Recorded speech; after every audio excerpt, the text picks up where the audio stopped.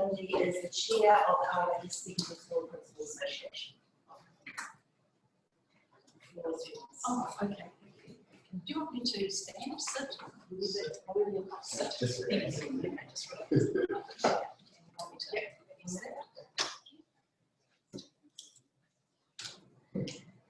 Tēnā koutou, kia ora, koutou katoa. Thank you, very warm welcome. My name is Linda Graham. I'm the principal of Craighead Diocesan School, but also the chair of the Aotearoa Secondary Principals Association. So thank you for the opportunity to come along and speak here today. First of all, though, I thought that I should put education in a general context to start, and then narrow it down to this particular region. So I am going to use this with my PowerPoint here. And you'll be aware of many of these because I know that you're reading some of the news, etc. But in terms of challenges faced by the education sector in general, and I do have to say that this year has certainly been an unusual year for everybody in every sense of the meaning. So, first of all, though, challenges faced by the education sector, and I'm no expert, obviously, but this information comes from research, from the Ministry of Education, from all the other sources such as Euro, from New Zealand Council of Educational Research, but just very generically, probably the main challenge faced by the education sector at the moment is the wellbeing and fallout from COVID. And I guess at this stage we don't know for sure what the long-term impacts of that. I know that you already had people speaking about that. But the impact on mental health, and it's not just secondary level, it's right through from early childhood, probably right up through to adulthood. But mental health is a huge consideration, health and wellbeing in schools. Clearly, senior students are planning for an uncertain future. And we did learn a lot from online learning during lockdown and everything again. So we need to build upon the learning of that and try to use that as a challenge as opposed to, I guess, risk. So those things are first and foremost in our minds, but all the other usuals are there as well. Behaviour management, there's some pretty tough kids out there, and they are also in South Canterbury. Research says that attendance in school and punctuality is a good indicator of success in later life, really, really important. And managing behaviour in schools is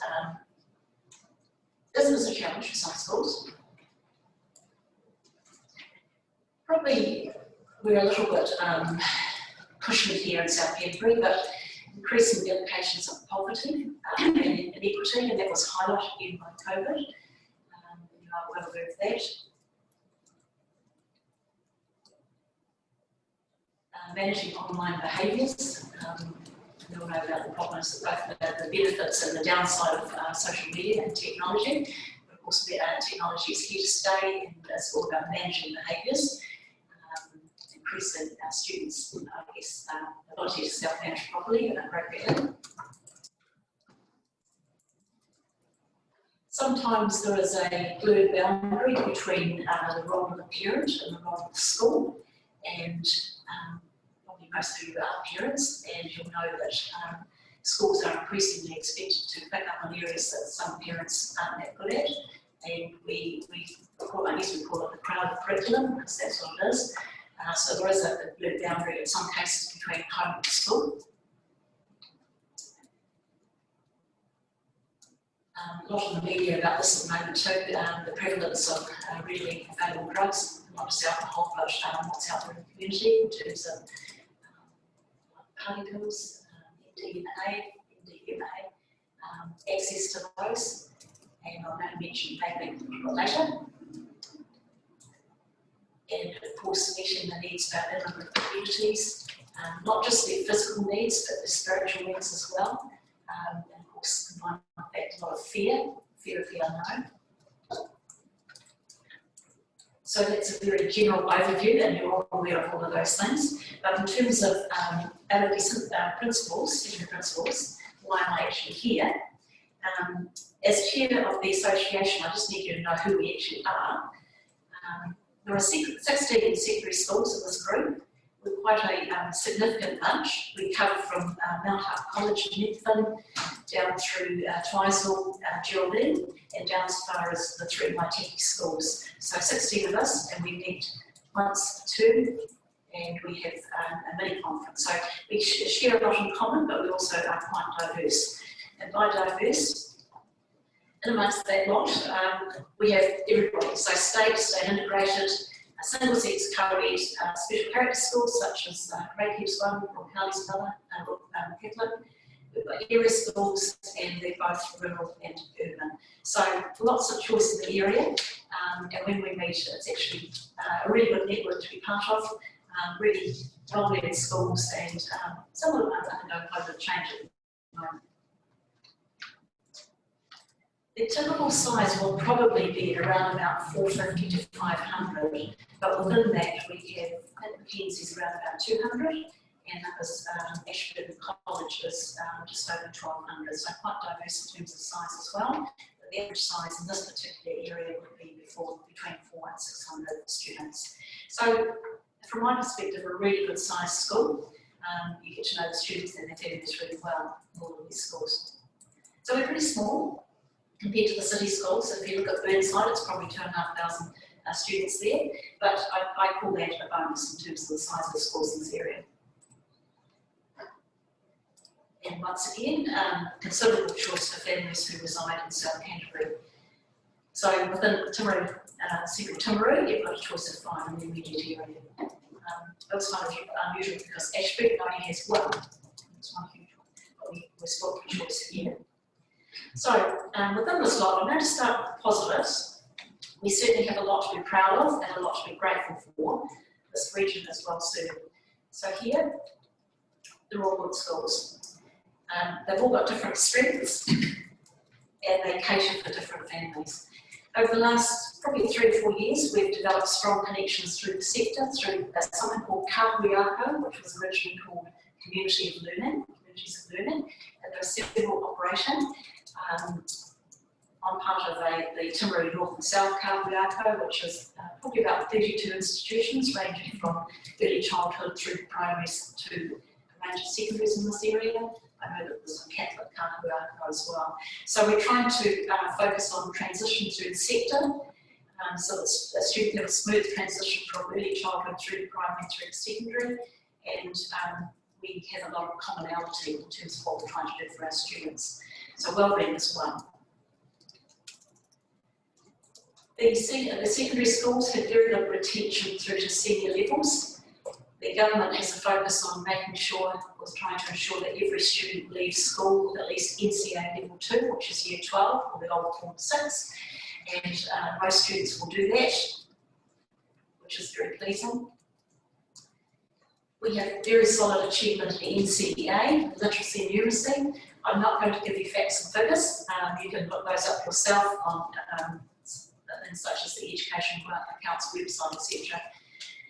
You know that we have wonderful cultural achievements from this region and also outstanding sporting achievements. Now, when I gathered some data from my colleagues, they were quite specific in mentioning people like, for example, Cullen Grace, who's made the All Black squad. From my own school, we've got Lauren Bruce, who's knocking on the door as an Olympic hammer thrower, but you can name lots of other people from this region who've done very well by staying in this region. I think that's really important. The fact that students from here can do extremely well, both nationally and internationally, coming from this particular region. I suppose I should drop Phoebe Troll in there too, who's a world junior champion rower. So she got a gold medal last year. But those are just from my schools, I've got high schools. Lots of others around too, great names. But on the whole, our students have proven to be really resilient during adversity. What it did show that when they came back into school after lockdown, they were very, very keen to reconnect face to face. And some really relished the opportunity of self-managing and learning online, but a lot of the schools, they actually maintain a sense of community through things such as using Google Classroom, well-read Instagrams, things like that to make sure that the students actually still felt part of the school community, even though maybe they weren't living in the South Island. So that was really important. But they did learn a lot in terms of self-management and being able to take responsibility for their own learning. So that was a real bonus for that. We're also quite pleased to be back into a school setting on the whole, because being in a school is the important part, is a sense of belonging and feeling as part of the school community. But on the whole, they did pretty well. I would say a few did fall through the cracks, so those are the ones that are really hard to regather and assist as well. So in terms of challenges faced by the secondary sector in South Canterbury itself, I'm just going to focus on our response post-COVID. Learnings from lockdown, we certainly did learn an awful lot about not just the teaching and learning, but about managing wellbeing. So all schools are really focusing on health and wellbeing, because you can't learn if you're not okay. So that's really important. And we have been doing that before this as well. This really highlighted it. So working on developing resilience and reducing anxiety, because that's big. And you never quite know how people are going to be affected by that. Some cope really well, but the person least that will be affected is the most affected, so you just don't know. We are working hard to making sure that schools are engaged in schooling. That's by monitoring attendance and punctuality. I think some of us Waitangi girls have more of a problem, Waitangi schools have more of a problem with that. Less of a problem here, I think, in this region. Again, I've mentioned this before, connection and maintaining a sense of belonging to the school community, really, really important. Young people need to feel they belong. It's not just belonging online through technology, it's actually through face-to-face connections, very important. And for staff, for teaching staff, we did learn a lot from lockdown in terms of we probably did 2 years professional learning in about 6 weeks. And so we want to not drop back to default position, but actually to move on that and allow the students to continue with self-management in some form or other. Guide them also, but they have a mixture of face-to-face and online learning. It's really important. So I think we've moved on that one, which is great. So I guess it's forced us into it really. All of the schools at secondary level, we're individualising courses to meet individual students' needs. It's not all about heading towards the university or polytech. There are lots of other great options out there, but that's what I think members of the business community can really help us with that. We do see an increase in risk-taking behaviours, and I guess the biggest one for the local schools at the moment, an increase in vaping, and it is an R18 product, so that is a worry for us. And it's one of those products that you can actually be quite subtle about, so it's actually quite hard to track down. So so that is a problem. I won't mention sort of weekend activities, because that's the parents' problem, not ours. Managing social media in this region, we introduced a cell phone policy. It's not banning technology, it's about managing use of it. And I guess we lead the way in the area, but we weren't the first school to do that. So other schools are actually considering that too. It's about using the right tool for the right job. So, and the cell phone is not the right tool for a device in the classroom itself. There are lots of other devices for that that are more appropriate.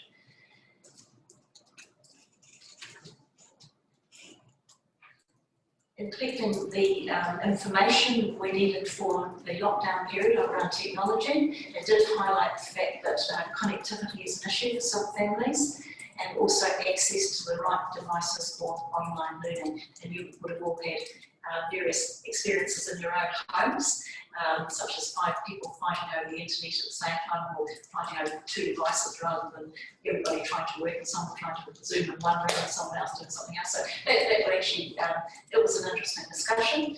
And the good news about that is that we've actually got good data on connectivity in the homes now, and we can build upon that. Well, this one popped up, road safety around schools at peak times. I think the schools are pretty busy, probably for about 3/4 of an hour, right at the start of the day. So we're asking for how can the council help, and that's a very tangible one. And as I've already mentioned, we don't know for certain how COVID has impacted upon learning in the senior years. The NZQA, they are making adaptations to the qualifications, so students, if they fall short of the 80 credits they require, they will receive learning recognition credits, which means that they have to have done assessments and then they get topped up. So you don't just get given credits, you actually have shown that you've actually learned something along the way. So we'll just see what happens in January and February when the data comes out at senior level anyway. The lower levels we have time to actually sort of fill in the gaps if they occur there. So we'll just wait and see on that one. I'm quite confident that students in this area will be okay. In fact, possibly some of them better off.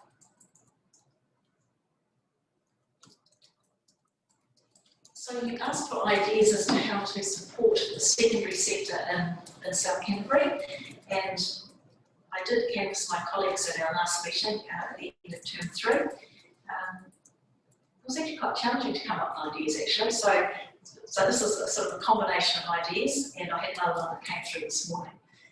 Actually, I'll start with that one.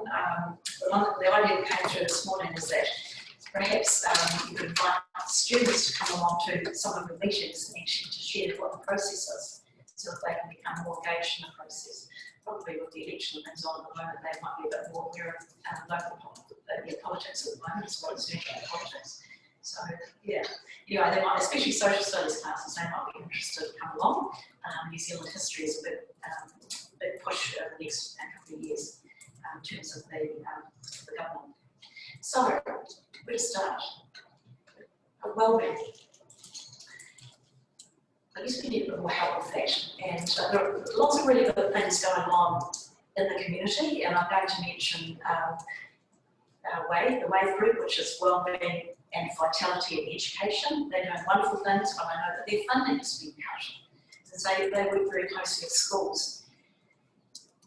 I understand that I know there are breakfast programs in some of the primary schools, and I think at least one secondary school is starting a breakfast program as well. So there are things that you can do maybe to support some local initiatives in this area. I'll just go back to wellbeing. We now have a wellbeing website, which you're welcome to look at. It's freely available on our Creighton website. Others are doing things that are similar. And we keep our students engaged with wellbeing with an Instagram, because of course students love Instagram. So there's a daily post on Instagram about how to keep yourself well in the meantime. So I mean, maybe council wellbeing website or resources, one-stop shop for resources. I don't know what you would actually. In terms of increasing connection with business, Venture Timaru's done an amazing job. We've had careers nights in the past. I'm not sure who's actually hosted those, but there's been less of that sort of stuff in recent years. So it's about giving students a sense of direction and hope for the future about what's out there. I think South Canterbury, we're really lucky in this area. Really, really lucky. Young people are very keen on the environment, water safety, water health, climate change, obviously, but things like that they would be really interested in, the things that affect their age group, and they get quite passionate about that. So maybe there's something that you could take into there. Social functions. There's probably not a lot to do for the sort of teenage age group. I know that the Caroline Bay concert was a 3-day one last year. It was very well received. I know that COVID's put restrictions on here now, but that was fantastic. Our students had a great time there, and a lot of others did too. Youth Valley, I don't know if that's still running, is it? It was a couple of years ago. For meeting the needs of students who are, I guess, gender diverse. Quite a few competitions out there. I mentioned the Youth Art Awards, which is well received and well supported. Do we have discos anymore? Blue light discos for the police? I don't know. No. Okay, so I mean, maybe more sort of social functions that perhaps could be provided. Alcohol-free and well organised would be good. Yes, Sally, about 2 years ago, you got together with young people and you mentioned cafes and talked about their ideas. and that was a really good initiative. They are incredibly busy, unfortunately, so, you know, look at you maybe, yeah, that's good. There are some really good people in this area. We have, and they're working together a lot better now, the police and the social services. You know, we need to minimise access to drugs and alcohol and vaping products. The meeting is here. Really like to see a bit more celebration of the effort and successes of young people in the region. The Timaru Herald has very, very little on what's actually going on in the region now, and I think that there could be more there. Love to see more there about especially young people and their successes. Well, effort really as well. And I'm just going to finish on, I think our young people are incredible. They're busy, they're active, they're involved, they are fantastic. The majority are just fantastic. So let's remember that when, you know, sometimes they let themselves down, that's their job, they are teenagers, but I guess, yeah, if we listen and give them hope, they are people of the future. So, you know, I have a lot of faith in them, being wonderful people in the future. They are now, actually. So, I'd just like to finish on that note. Thank you for the opportunity to come along and speak here. I'm really happy to take any questions, and I'll try and answer them. I don't have any data in front of me, you can find that out yourselves, but thank you very much for the opportunity. Thank you, Monday. That was a great presentation. Is anyone for any questions?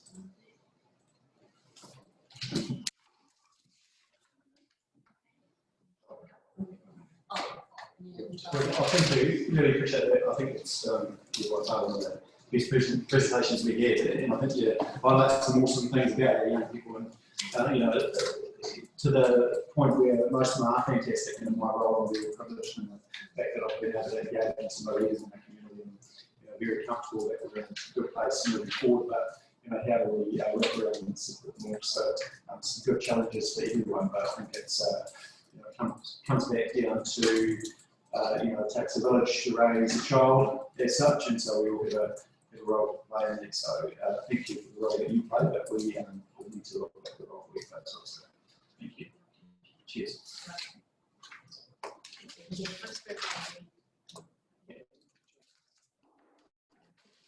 Thank you. Cheers. Thank you.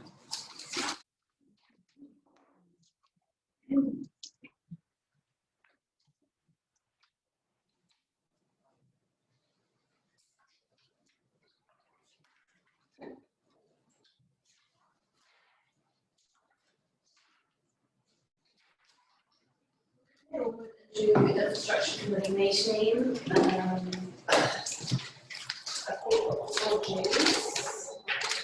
Apologies from Charles House, Brooklyn to the community board, and the community board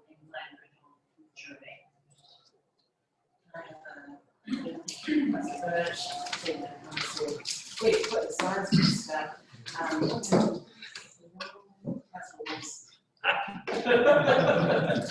I can just tell by the No, I won't make a comment. Identifications, items of urgent business, I've received none.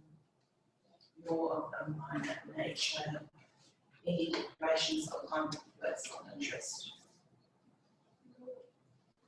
In this report, since I've last chair the same committees, I've attended council meetings, workshops, attended the Prime Minister Business Lunch, attended South Island Masters Games update and launch, and met with members of the public regarding the showgrounds development. Can I have a move for that?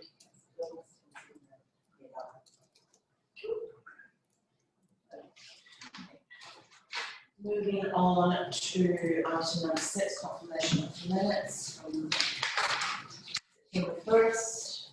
So moved.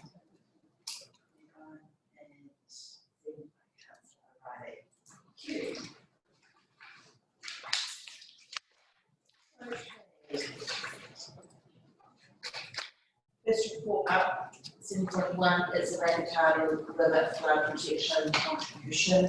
So just briefly, ECAT has recommended a works package to be undertaken over the next 18 months, potential significant benefit to our district. The application of these works, the December 2019 flood meeting resulted in $2 million worth of damage to our road and network. It's proposed that the costs are shared based on capital value of the asset weight, applying the risk related to future flooding assets.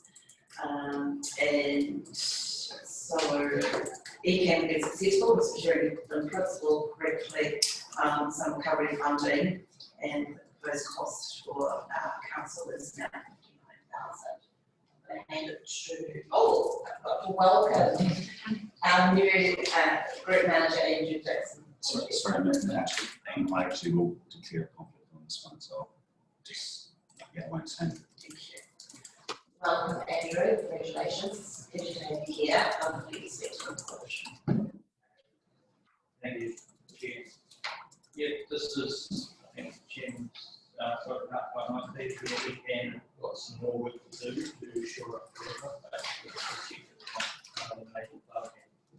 here we've done in December and through into January. It's considered stage one, and the river itself protection is not back to how it was previous to that event. So there is a risk of another event opening up that channel, the south channel in particular, once again, which would have an effect of causing damage to our roads further. So BCAMs have got the staged approach. They are in close consultation with iwi on this one. Iwi's view is a little bit different in the fact that they believe the river should still flow as it wants to flow. But we're around Tata, this year restoration working group has been set up, and we can investigate the reference and grade. So it's a long-term process, sort of making improvement to the actual environment. I guess improving the flood protection.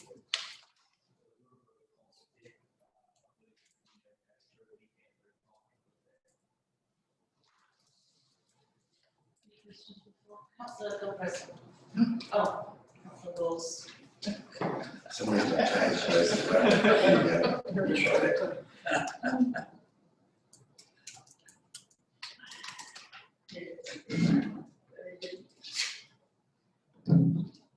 Councillor Wills.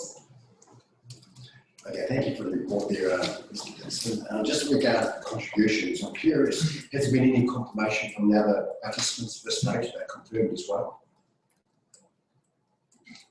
My understanding that all the others have agreed, and we're the last to sign this. Okay, thank you very much. So the recommendation is that the District Council's cost contribution to the ECAM towards further flood protection on Rantown River, 59,000. GST been approved. Happy to move Councillor Wilson. All in favour? Against?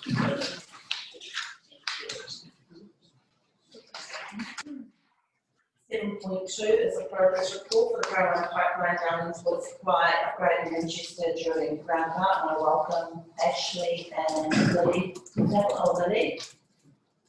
Take the report as read. Lily, I'll let you come and speak to the report. And welcome, Grant.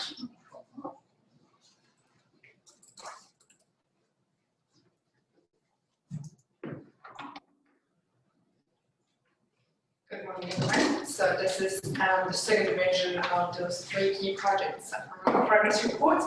So some progress have been made, and I will let also Grant talk specifically on the 2 free water projects. I will take any question on Geraldine Winchester Roundabout project. For your information, this is now currently on the market. So progress is being made.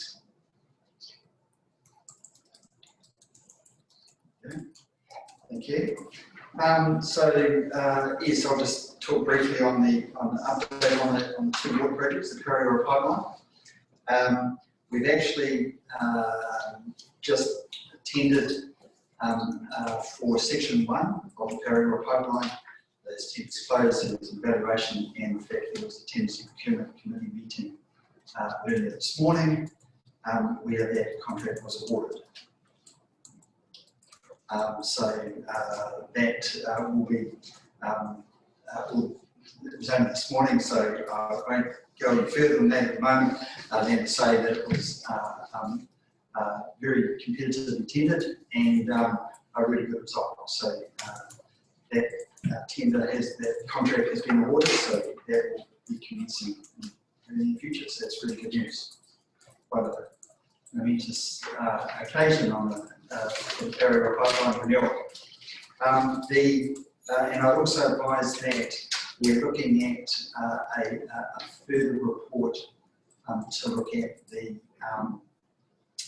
procurement method for section 2 through the gorge, where we are looking at some alternative methodologies in terms of the construction of the pipeline through the gorge.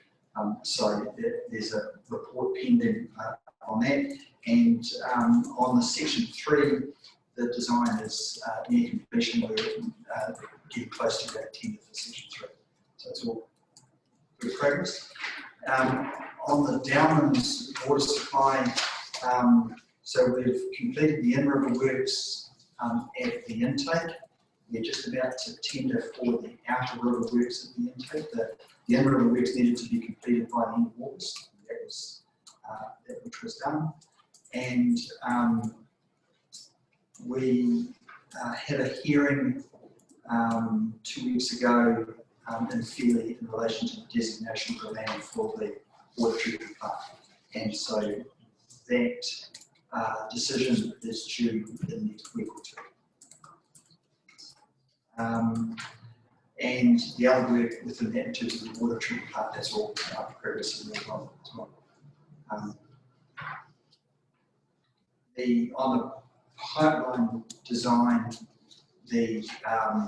so we've let section 1 and that there's some special fittings that are just being made for that, and section 2 is also close to design, tender. In the next couple of months. So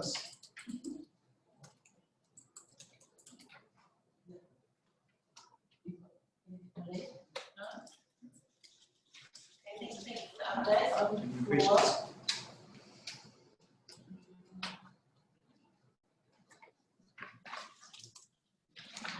I'll say that the things are progressing really well. We're just getting out there. Okay, so I recommend that the report be received and noted on the that and seconded.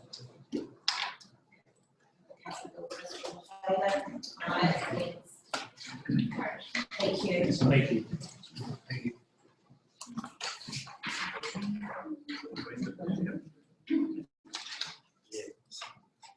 Okay, so moving on to 7.3, which is the government policy statement on land transport 2021 to 2031. So this report outlines that the statement will align well with our district outcomes promoting transport system that improves wellbeing and livability.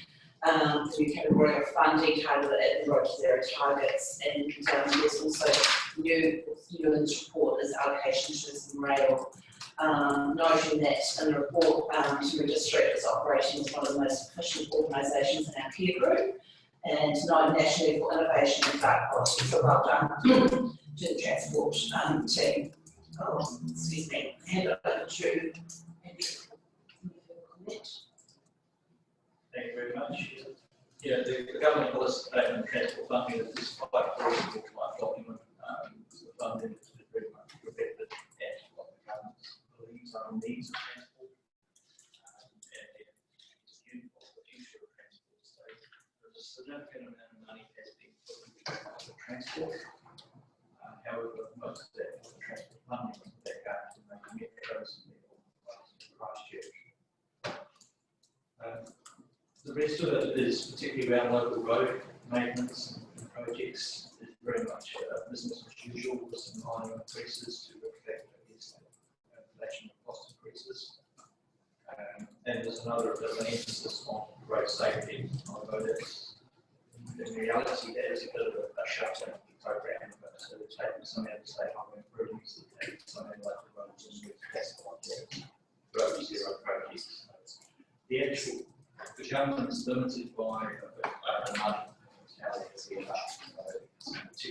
COVID, it has had an impact on the amount of taxation of fuel excise duty and road use charges. I believe that the council is having questions profit after that the anticipated levels that they want to spend on transport. So our bid that we put in is maybe it's an aspirational bid in some ways.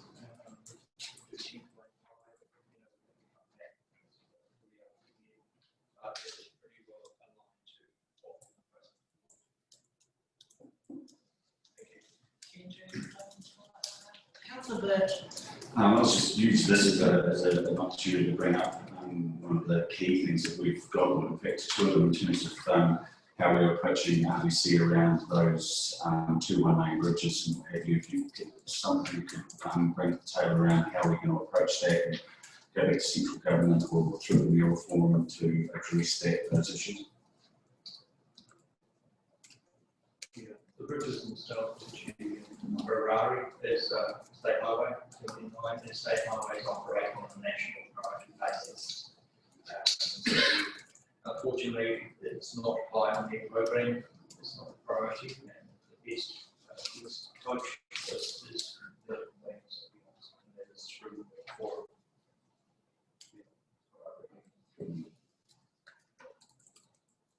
Councillor Wills.